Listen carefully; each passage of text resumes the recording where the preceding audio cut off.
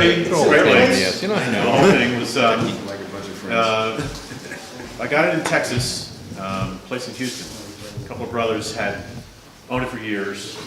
They modified it to put the Warner engine on it from the Cirrus. Because the Cirrus went out of business, they couldn't find parts, so they modified it.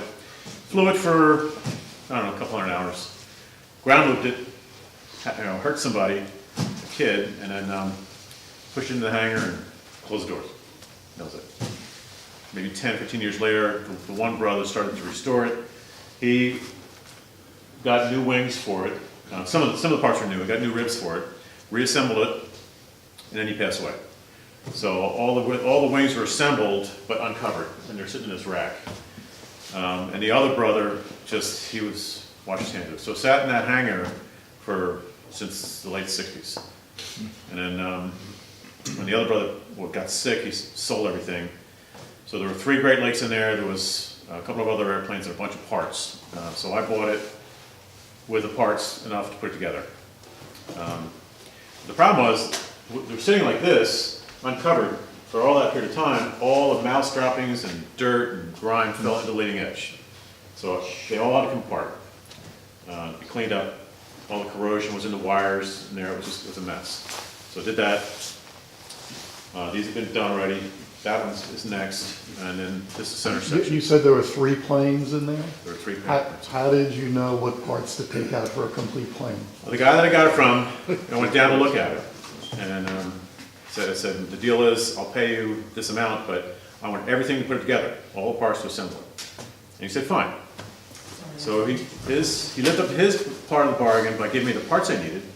The problem was, most of the parts were no good. So, yeah, he got the better deal on that deal. Tank is a good example, right? The tank he gave me for this, the original tank, we were starting to work with it to fit it in here, and I couldn't figure out why it wasn't fitting right.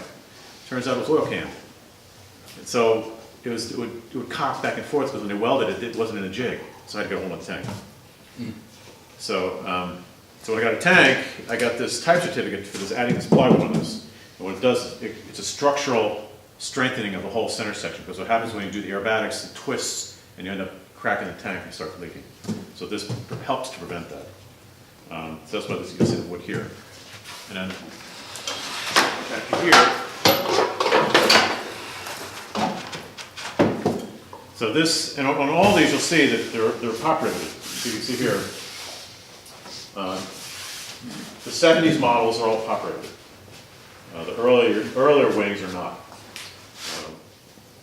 So anyway, so what I thought today was I'll show you how to pop rivet these. Somebody can help out, pop rivet them, and then we'll put the tapes on. So you see the wide head? That's to keep so it doesn't cut through here. And then this tape here is to protect the fabric from the rivet head.